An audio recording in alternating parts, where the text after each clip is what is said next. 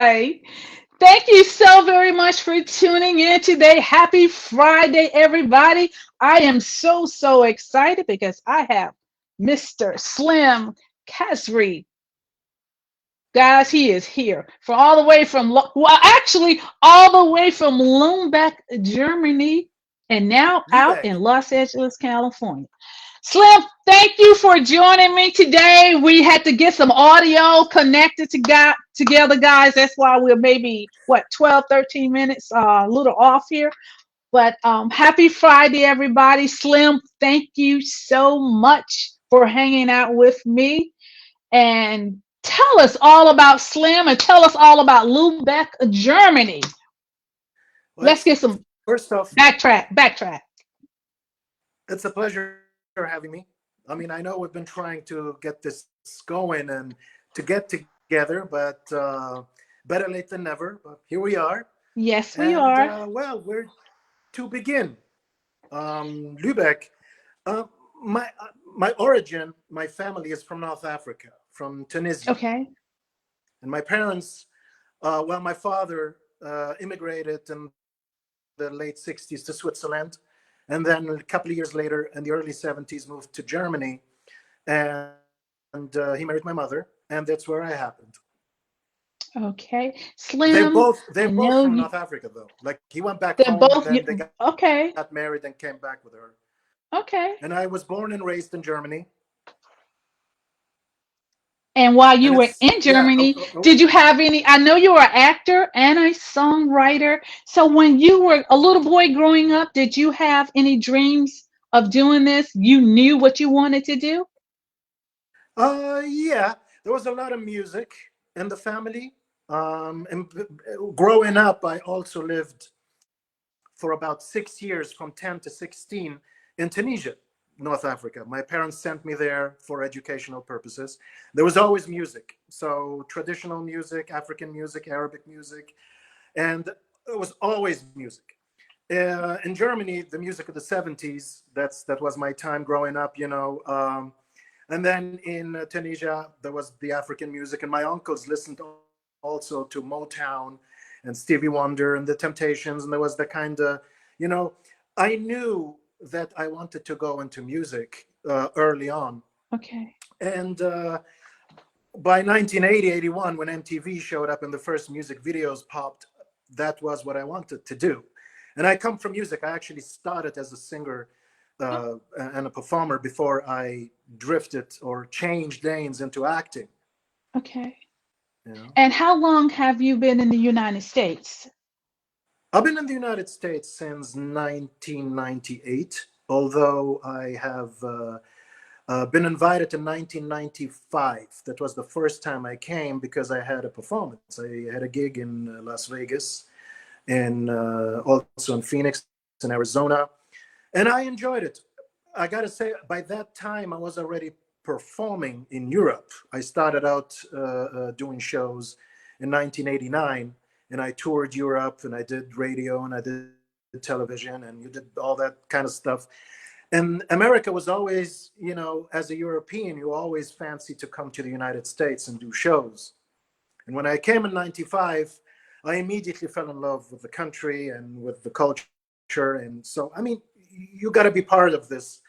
And then it took me 3 years to find a way, find a reason to move out here to Los Angeles and start out. Um, so yeah, basically, and I came here actually to further my music career. Oh, your music career. Yes, because Oh, like I said, I came from music, right. and no, although I'm a film buff and I'm a film collector, and I never thought I'd be in them.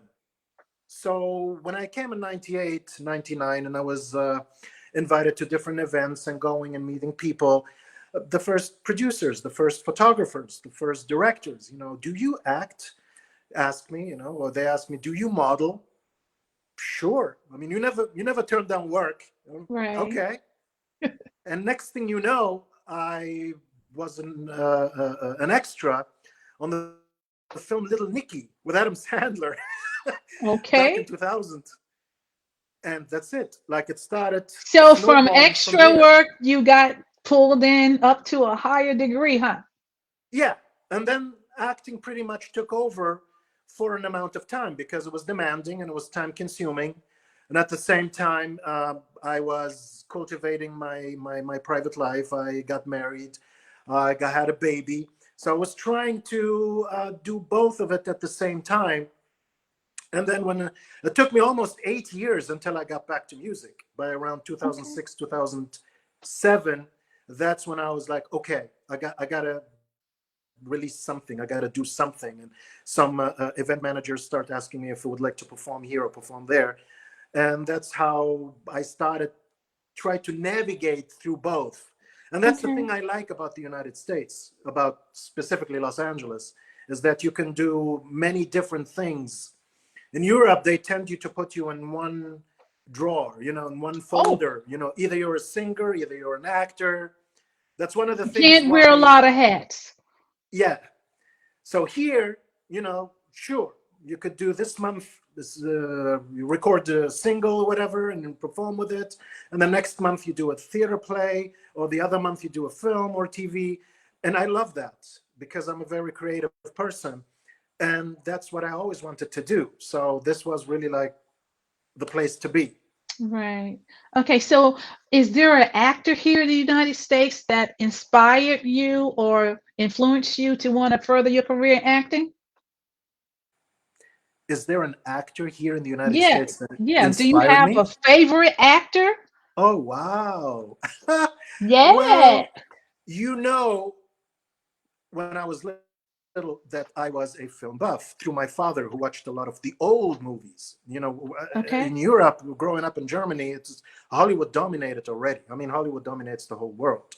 So I grew up basically with silent film and film noir and the golden age, and all the actors. And my ultimate two favorite actors on top, and there's the rest of them, is Lon Chaney, Okay. the father, not the son, the father of the silent film, the Phantom of the Opera, and Oh, that guy, and Charlie Chaplin. I oh, love yeah. everything about Charlie Chaplin, Everybody loves all of his him. movies. And then you have, of course, Orson Welles, Marlon Brando, Pacino, and then you go down the line, Sean Connery. Those are like all of my inspirations and influence when it comes to film. Now in music, that's a whole different ball game. Okay. All right. Slim, as an actor, how would you describe yourself? Character actor? What do you love to do the most? How would you describe yourself?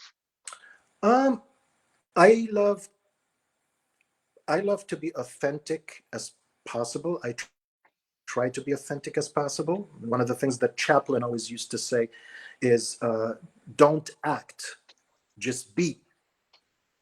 And that's the one thing, when I look back at some of my favorite actors. Yes, even in silent film, there are so many actors, especially in silent film. You have to value that because they had to act with everything. They couldn't speak. Right. Yeah, they spoke, but there was no sound. So the expression in their faces and the way they behaved, the way they moved, the way they, was much more powerful than now with words. A lot of people, when the sound came in, the talkies, didn't like it. Among them, Chaplin, because they thought, you took something out of acting. You killed a portion of it because now you just speak, Yeah. you know.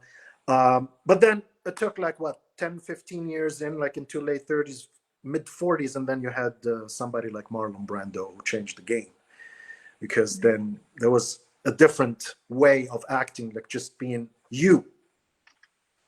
Because the camera can pretty much catch when you're acting, when you're faking it. That's Hmm. why the greatest actors, when you look at them, you don't see like, for example, if you watch Leo DiCaprio, is somebody I really value, is one of the greatest of contemporaries. And you don't see him.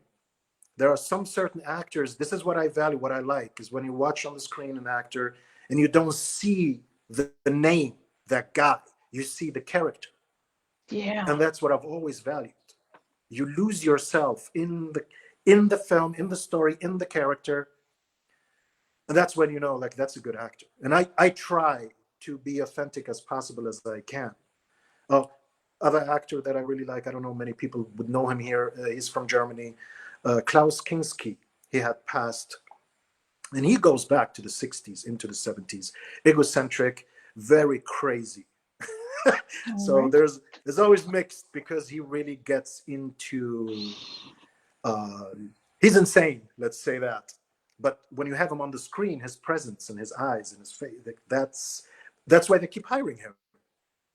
Okay, um when you've landed that role, and how do you, What role? any role, when once you've landed a role, how do you get yourself, what are some of the research, what are some of the first things you do once you have auditioned for a role and you've gotten it? What are some of the first things you do as far as research? It depends on what type of character it is. Um, when I read the script from page one to the last page, like Uh-huh. through, and I try to understand the character, where he comes from. Of course, I always go back to the writer. I Mhm. always go back to the director, what he wants, what she wants to achieve with this. Okay. And then what what imagination or what vision do they have with this character? And I try to get into the psychology, into the mind of the character, even if he is on paper.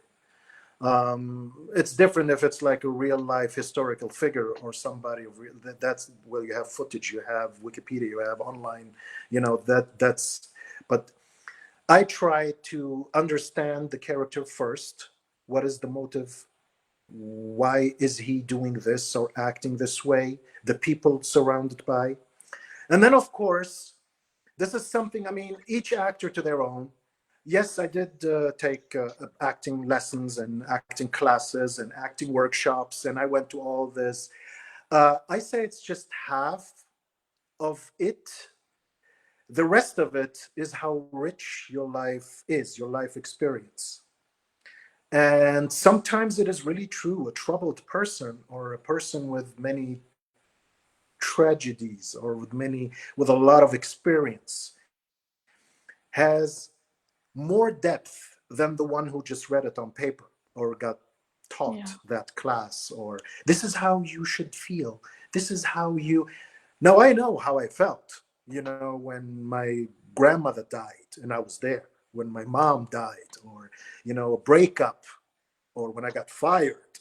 So there's like these little, or when you lost this or that, or so there's when you experience pain, anger, then like when you read on paper that character, Yeah. then you can relate. Yeah. You can reach back into your long-term memory and bring that stuff Yes, back. Yeah. yes, without overdoing it, without exaggerating. And again, you're not supposed to act, just be. And that's why we always go back to the greats in film, that their feelings, Marlon Brando, Al Pacino, or their feelings are very raw. You see that on the screen. Denzel Washington, that's another one. In his eyes, in his Yeah. face, you see it when they go through the motion, the emotions, and that's I just love that. When you really can go and you know how to love, how to feel pain, how to Yes. feel Yes. anger, you understand, And you instead can of bring that somebody. character to life, right? Yes, that is the point. That is the Yeah. point. you know Okay, Slim, when you the role in Washington's armor, oh, how did you feel turning into an Indian? What was that into like? into Turning into an Indian. Remember Washington's armor, the role yes, that you're playing there. And you're playing, what is it, Half King? yes, the half king. Okay. First of all, being playing an Indian role, what did Yes. you have to do to prepare for that? Well, I gotta give a shout out to Ronnie Hummel, who was the casting director for this. We were friends on Facebook, on social media, for a long time, Uh-huh. and she's based in Texas. and I'm in LA, and we never really like got to work together. And came out of the blue that she messaged me over a year ago, and she said, "We're looking for. Do you speak French, right?" And I speak multiple languages, among them was French. And I was like, "Yeah, yeah, we're looking for you're the, a Native American who speaks French." Wow. Okay. Like, I never heard of that before. Right? Like, a Native American who speaks French. Okay. Did the So Indian send in a speak tape. French? I'm What? sorry, I mean, did Half King speak any French during the film? me? The Half King, the role, the Yes, character yes, Half yes. King. Yeah, I had lines. He spoke French. They wanted a Native American who speaks French. So so I sent in a tape, and yeah, I got the role. And then of course the task, and this is to answer your question, it's a historic figure. This is a real life figure that really existed, and he is a very important, big figure in history. What do you know? His name is Tanarison. I'm butchering his name, but he was called the Half King, and he was on the side of the French Canadians. Oh, okay. So that's where the French comes Ah, in, and in the beginning, and the story takes place 20 years before the Revolutionary War, and it tells the story of a young George Washington. This was his very first mission. okay. So he was an unknown soldier who was given the task to go speak to the Canadians because they were in some territories that were in American territories. So, and the Canadians have, well, like all white men did at the time, betrayed the natives. So, and that's where how he switched sides and was aiding George Washington and the British because it was pre-revolution. This is all information I found online. So, and And me you being pulled North it African, off. me being North And you pulled it African, off and you landed the role. yeah, because I saw some carvings and busts, and there's drawings of him. He was bald with a pronounced nose, and he looked kind of like me. When they all looked at the pictures, I had never heard of him. And that's why, Ronnie Hummel and the director, Tammy Lane, they looked at it and they're like, this is the guy. And I had no relation. I had no idea. I was like, okay, let's go. Let's do this. So when I flew to Texas to shoot this thing, I arrived and they asked me, some people, they asked me, are you Native American? And I said, no, I'm North African. So might as well cancel me now. Because everybody was like, wait, you're from North Africa? Like, yeah. I have no clue about the Native American culture. No idea. I just only prepared for the role. And I tried really. I mean, of course, the man Let me lived ask you over this. 200 Were years. there any Native Americans there? Were there any Indians there auditioning the same? In Woo, the I could movie, imagine what they felt like, right? Yes, I yeah, mean, there to among audition with there you. was actually a real Native American, and which I actually quite bonded with, and he was great. And yeah, he was like, this is great. Yeah, I mean, it doesn't matter if it's theater, music, film, it's all about preparation. It really Yeah, matters. You go back and you have to prepare. Yes, sure. I mean, back in the day, when you look at the old films, you had white people or different ethnicities playing different ethnicities. Some of them were really good. You couldn't tell. And some of them were just, bad. And I think those who really slid through is because of preparation. You just prepare for the role. I mean, yeah, at the end of the day, you're an actor. Sure, if you have a Native American or a black actor, an Asian actor, or Arab actor for the role, Cuban, whatever, and they're there and they're available and they're good. Be my guest, sure. But for this one, it was just a chance for me. And I have, like, I've heard from a lot of casting directors and a lot of people, I have a certain ambiguous look. Sure, when I say my nationality is German, You do. people would be I like, mean, you can pass for Arabic. You can pass for a light skinned black. You you. yeah, I mean, it's all there. yeah, Wow. it's an ambiguous role. I mean, yeah, if I can, if you ask me to play a certain character, a certain role, I would look at it and see. I mean, I have actually did turn down certain roles. I'm like, this is not for me, either of ethnicity reasons or Uh-huh. what the character is. I'm like, I can't. It is very important as an artist to know your line, because I know a lot Yeah. of people, they just jump in, they don't care. I do. Just do anything, right? Yeah, I do.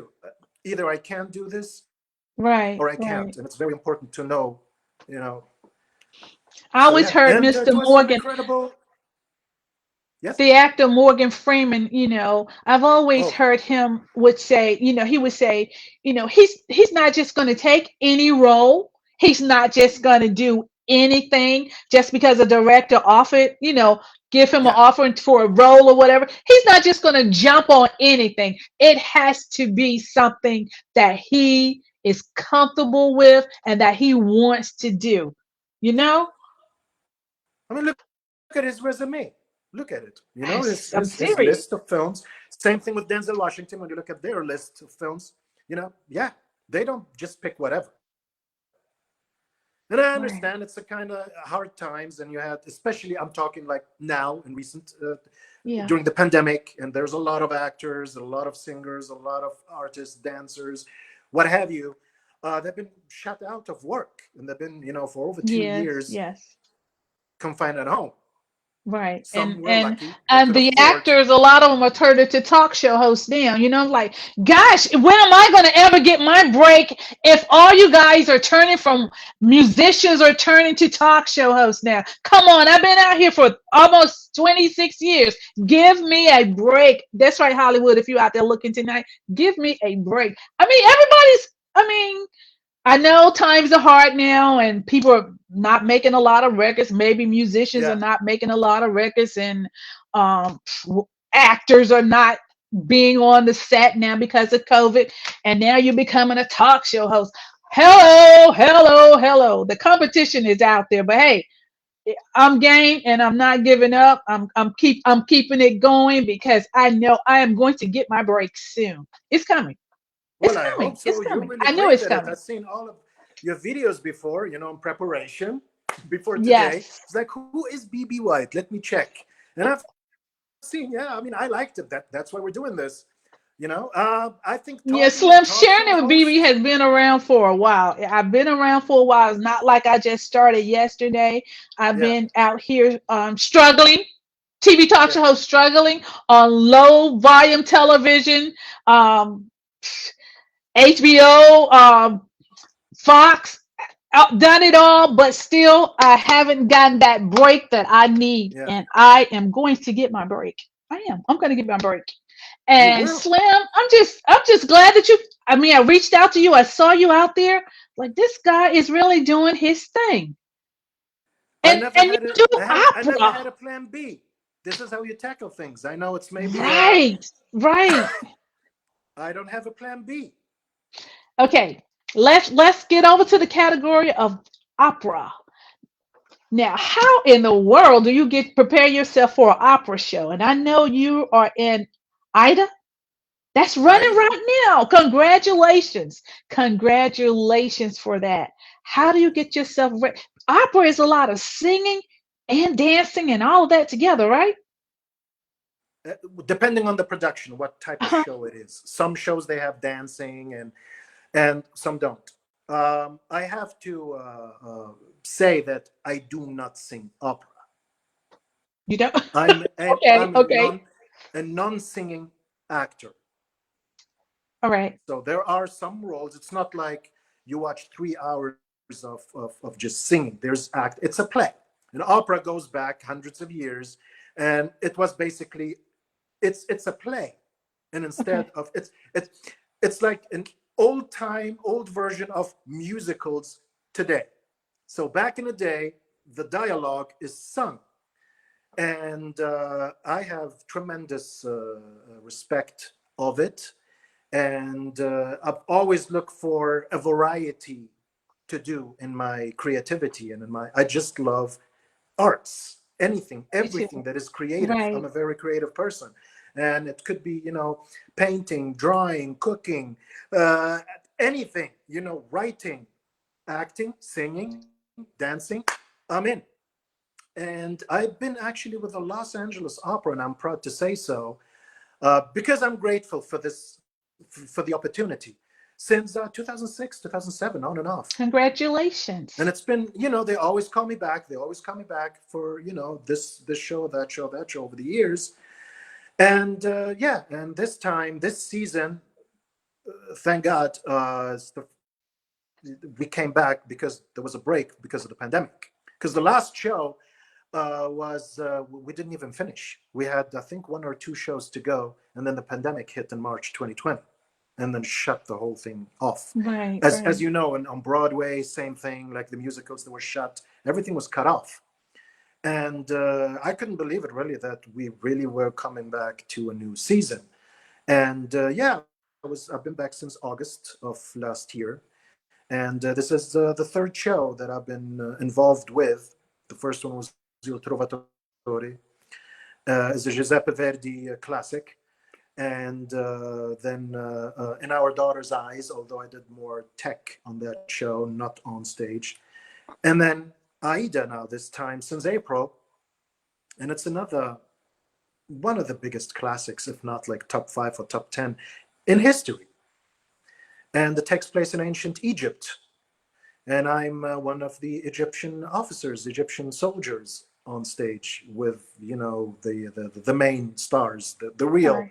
tenors. But you're there. You're there Morris on Williams. stage. Yes, yeah, yeah. I mean, of course. And it's an incredible show. And although this production is they try, when you have a show that's been going on for like over 100 years or 150 years, you try how many times you're going to tell it the same way? So there are some directors, some productions who want to update it or refresh it. Of course, you cannot touch the classical music and the singing. That's the script is the script, but you can make the setting contemporary. So now they set it up in a more 60s, 70s Egypt. And that's why the way my look, I have a beret, and it's everything is more. Yeah. So we don't look like the pharaohs back then. The original version is like, yeah, you had the pharaoh, that's the king, Uh-huh. and you had all, the soldiers with the spears, with the whole thing, that with the sphinxes in the back and the pyramids. The original show was done in 1871, and it premiered on the Giza Plateau. Can you imagine to be there to see that one? Wow. So, but it's been a great show. It's been packed, each night, and it's been great Sold out fun. every night. Gosh, that's great. So Yeah. how long your auditions and everything to do that? You're in a dance routine, right? You're doing No, what are you in doing? this one, it has like really three separate groups. So there's the lineup of the main lead actors, the Uh-huh. king, Aida, the priest, the soldier. Those are like the main, and they sing.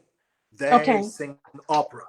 And then All you right. have the officers, the soldiers who interact with the king, with the priests. With That's where I come to play. Those are like the non-singing actors. They come, go, do this, do that, interact with, but in a All right. non-singing way. And then you Okay. have a third. That's the group of the dancers, and it's a kind of like a ballet routine, and it's absolutely beautiful. I can And imagine. actually, add the fourth group, a group of children dancers. It's a big show. It's an epic show, and And it's it's running until the 12th, is that correct? yes, until the 12th at the Dorothy Chandler Pavilion in Los Angeles downtown. It's presented by LA Opera. And yeah, so last night, packed house. Wow. So it's been, because I think also what's interesting is the setting, because it's different. So people who are into opera or know opera, they think immediately, pyramids, Sphinx, Pharaoh. So when they come to see the show, they're surprised, pleasantly surprised. They're like, oh, okay. Because everybody is, going around in berets and hats, and we're all soldiers and officers, and, we all look like Yeah. soldiers. So it's different.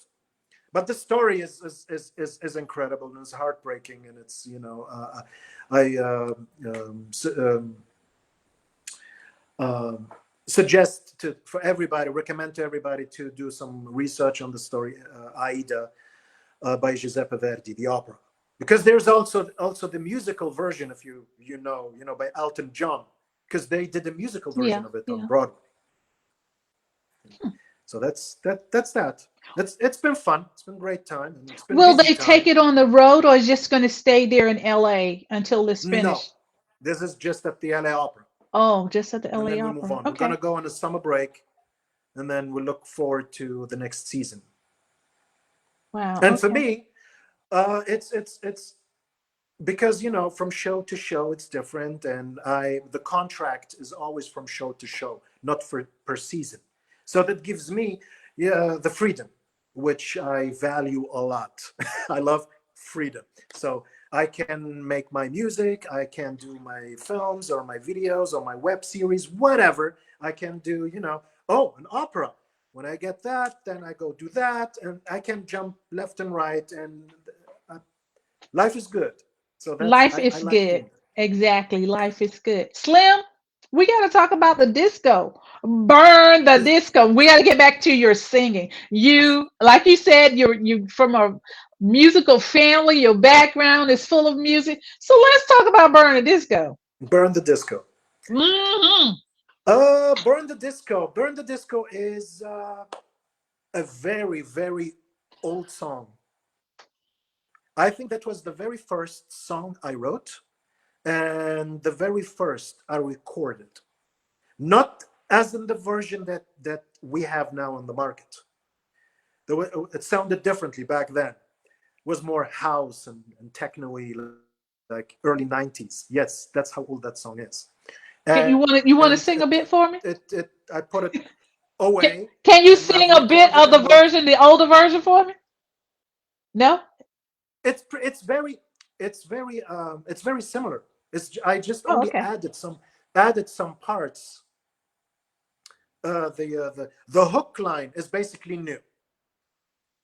So come on now, let's burn the disco. That is actually it's new. But the original form would have been, let's come on now, let's move and dance, move your body tonight. There's the move your body tonight again. All right. So I changed it up in the newer version. And so yeah, it got released originally in 2008, 2009. I had or have a deal with Sony Music, and we go back and forth. They would release a song, and then they would remix it, a licensing deal with Sony. I have to clarify, and Okay. they would re-release it in different iteration and different remixes, and it's one of became, if I can dare to call it, a classic of mine on my list, on my discography, and it keeps on always coming out in different countries, in different places. And we just thought, okay, so there's three versions of them, and the recent one, the one that it's now, that's like the original 2008, not the original from. Um, so yeah, so that's Burn the Disco. Okay, It keeps tell me burning, this. and Where do you expect Burn the Disco to lead to? Are you going to take it to nightclubs? What are you going to do with it? it's been out. It's been out and it's been played. I know, but It's what I'm funny when I saying get. is, as far as Slim is concerned, are you going to go to the nightclubs and give live concerts? I've been asked to do so, but at this point, we're all a little cautious because of The corporate? the pandemic. There are some Yeah, I open air understand. Yeah, I events, understand. open air events outside festivals, and I'm not really interested in like concerts per se. But if you Okay. invite me to do a feature, you know, two, three songs, painless, quick, and I'm out. If it's like these festivals with multiple artists, I I'm understand. interested in that. But like these indoors and clubs, I haven't been even like out, you know, going to clubs yet, or you know, attending events yet. I'm a little bit cautious of the situation right now. I I understand. think the pandemic is winding down, Yeah, but it's still but we're out not there. It completely. is, COVID is still out there, you know. So we still, At the LA Opera, everybody has to show their ID really? vaccine card. Everybody has to wear masks indoors Oh, okay. because you can't you know, one artist or somebody, you know, that affects the whole thing. Exactly. Could ruin the whole show. Exactly. Okay. Yeah. So Slim, So what is next? there will No, be you more still in music, by the production, way. right? Excuse me? There will be more music coming, I said, Oh, so okay, throughout the cool. year. So you haven't heard the last of it.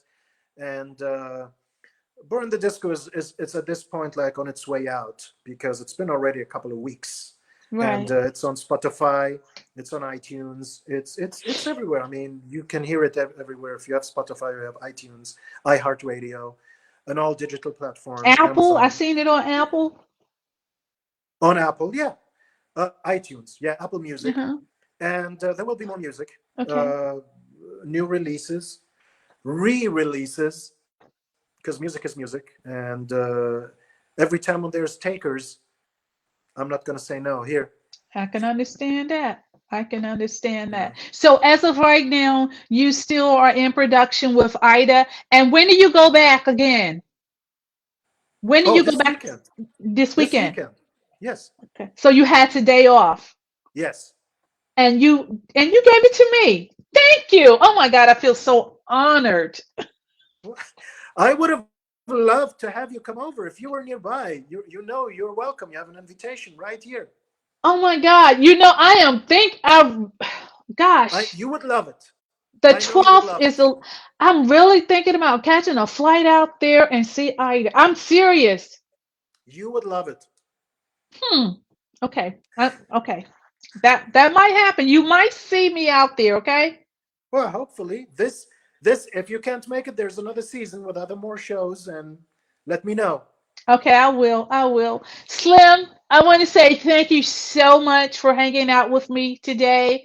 My I pleasure. appreciate you coming to hang out with me on your day off. Thank you Of so course. very much. And everybody out there, I hope you have enjoyed today's show and enjoyed my guest. You see, he is talented. He can fit in any category. We all see that right now. This man he's hot. We can see Slim. Thank You hot. You're you. hot. It is what it is, right? Okay, but anyway, Slim, thank you for hanging out with me. If I can't make it Thank out you to for having me. LA this weekend, I am definitely going to come out there for another season. I know you will have a lot of shows I going hope on. so. Let's stay in touch because I will make it. Trust me, I We'll do it will be again out at some there. point. Yes, I will. Yes, I will. Well, I want to say happy Friday to you. Have a wonderful weekend and stay safe and rock that show until the 12th. Rock Ida. I know you're Thank going you. to do good. Thank you. I appreciate it. Okay. All right, Slim, I'm going to say goodbye. You have a good night. Thank you. You too. Bye-bye. Thank you so very much for tuning in with me. I want to say happy Friday to everybody out there. You guys have a wonderful weekend and a safe weekend. And I'll see you. I'm trying to get Slim, trying to remove Slim from the show. Okay, there he goes. Okay. Slim is busy because he got to get back to the opera. He's got to get back to Ida. Again, thank you guys so much for tuning in to sharing it with BB. I appreciate you. I appreciate you, Los Angeles, California. You are my number one supporter. I appreciate you, New York. New York, thank you so very much. You're number two. And Rocky Mount, North Carolina, thank you so much. You are number three. Thank you. Thank you for all of my top 10 supporters. And I just want to make sure I put those top three out there: Los Angeles, New York, and Rocky Mount, North Carolina. Thank you so very much. Again, I want to say happy Friday to you. Have a wonderful weekend and stay safe. Good night.